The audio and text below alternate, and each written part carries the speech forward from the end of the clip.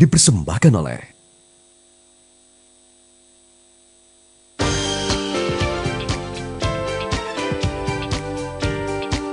menjadi peneliti muda yang mewakili Indonesia di International Sustainable World Energy, Engineering and Environment Project Olympiad Amerika Serikat membuktikan bahwa Arya Onryo memang memiliki ketertarikan pada dunia sains, khususnya isu-isu akan global warming dan biodiversity.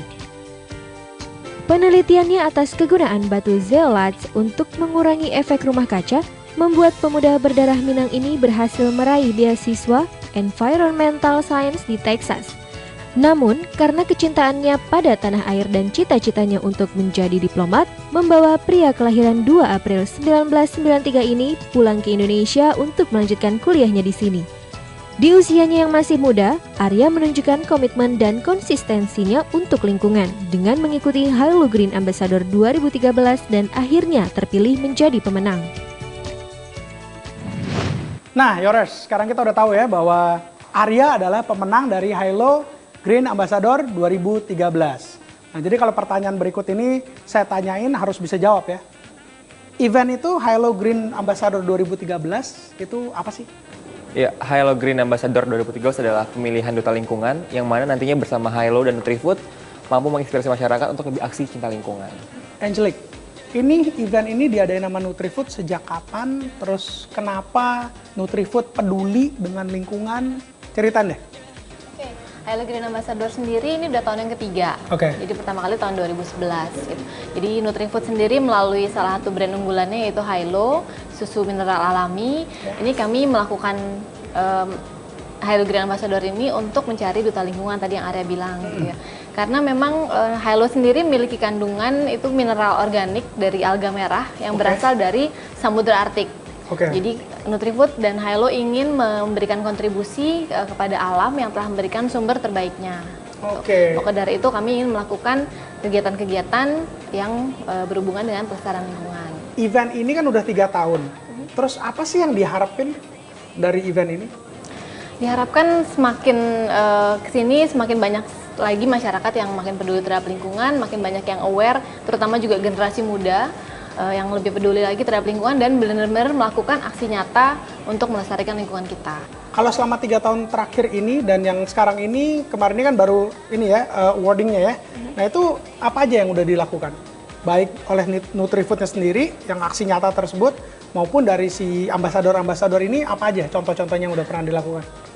Kalau sebelum mereka bergabung di Halo Green Ambassador, kegiatannya sudah banyak banget. Saat itu kami sempat kunjungan ke Derawan. Derawan itu salah satu lokasi tempat Coral Triangle, yaitu lokasi di mana tempat yang memiliki spesies ikan dan koral, di mana 70% spesies ikan dan koral dunia itu ada di situ. Dan bersama masyarakat sekitar, kami di sana mereka semua ikut pembersihan pantai di Pantai Derawan. Balik mengenai Halo Green Ambassador eventnya sendiri, ketika penjurian itu apa yang dilihat sih? Dan kenapa Arya yang menang coba? Kriterianya sendiri untuk Halo Green Ambassador ini kami mencari sosok yang memang benar-benar memiliki kecintaan, memiliki pengetahuan dan juga komitmen untuk melestarikan lingkungan. Dan juga mereka juga harus memiliki kemampuan komunikasi yang baik karena mereka harus menginspirasi masyarakat tentunya, dan kemampuan untuk berkolaborasi dengan berbagai organisasi dan komunitas hijau. Itu kriteria utama. Dan kenapa Arya menang? Karena Arya ini punya banyak sekali prestasi yang luar biasa di bidang lingkungan. Nanti Arya bisa cerita sendiri ya apa aja.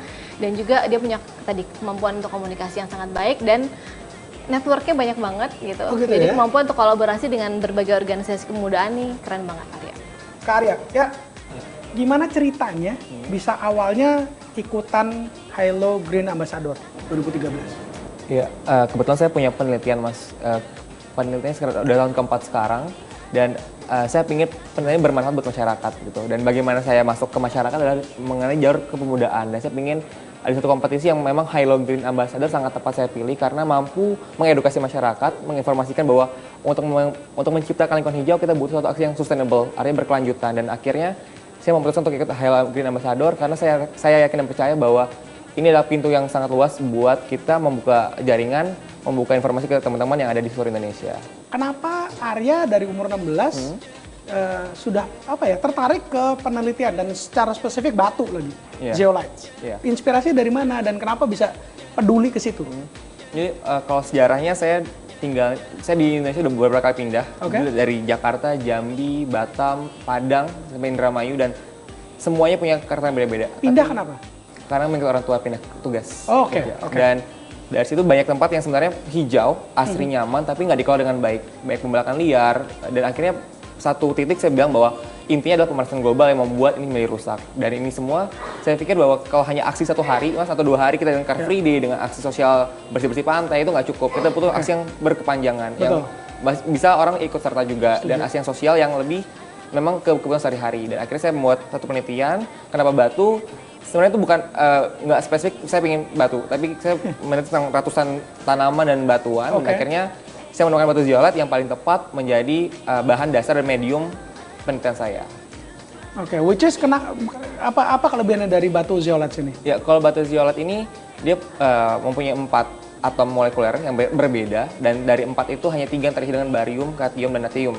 Hanya ada satu spesies molekuler yang kosong yang mampu menangkap karbon dioksida. Lalu alat saya mampu memproses dengan pemanasan dengan menggunakan kipas dan juga windlaw, dan akhirnya melepas sebagai oksigen. Jadi cara kerja seperti pohon, Mas. Jadi menangkap karbon, memproses secara kimia, dan melepaskan oksigen. Kalau di pohon ada klorofil, di sini ada batang zeolite. Tapi mesti diproses kan batunya kan? Iya. Bukannya diem aja kayak seperti tumbuhan kemudian kita punya alatnya.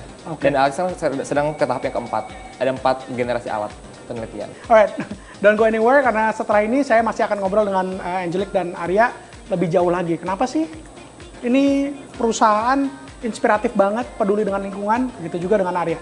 Don't go anywhere.